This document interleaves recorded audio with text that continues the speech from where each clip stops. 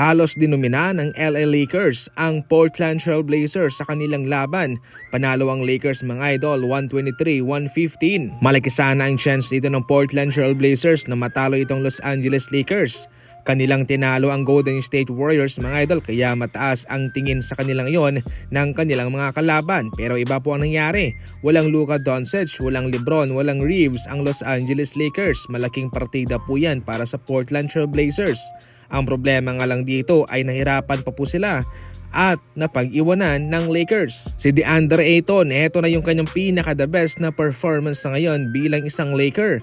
Mayroon siyang 29 points, 10 rebounds, and 3 blocks sa kanyang stats sa labang ito.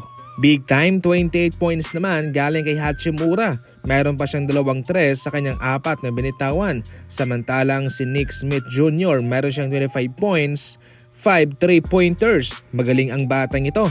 Sa kabila naman, si Avdija 33 points, 6 rebounds, si Sharp 23 points, 7 rebounds. Eto, batay lamang po sa kanilang stats, nagdomina talaga ang Los Angeles Lakers sa labang ito sa kanilang tira, sa field, sa 3-point line, nasa Lakers po yan. Maganda rin po ang rebounding ng Lakers sa labang ito.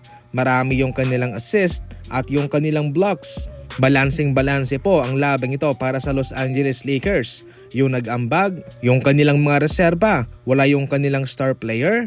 Well, ginawa nila ang kanilang trabaho bilang mga reserba. Si DeAndre Ayton laban sa kanyang former team, nakabawi siya mga idol at pinakita niya kung bakit magaling siya at bakit kinuha siya ng Los Angeles Lakers. As of now mga idol, kahit na hindi pa man bumalik si Luka, si Reeves o si LeBron, okay itong Los Angeles Lakers, walang problema sa kanila.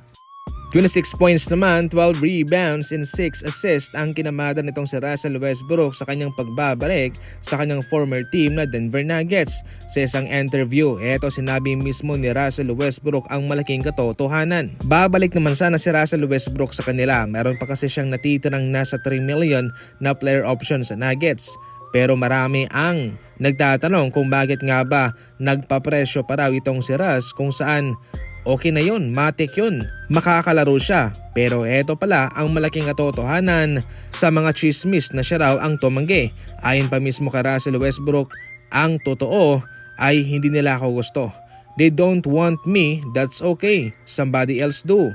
Sinabihan daw siya ng Denver Nuggets na wag nang i-pick up ang kanyang player option at umalis na lang at wag daw pumunta sa mga kupunan na hindi naman daw siya gusto.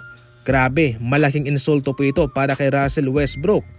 At to be fair lang po maganda naman ang kanyang naipakita. Solido naman yung kanyang mga naiambag bilang reserve player para sa Nuggets. So definitely, mayroon talaga siyang pride, mayroon siyang dignidad. At sabihin na lang natin na kung sakaling siya nagkaroon ng bad season, wala pa rin karapatan itong Nuggets na sabihin ang mga salitang iyon sa kanya.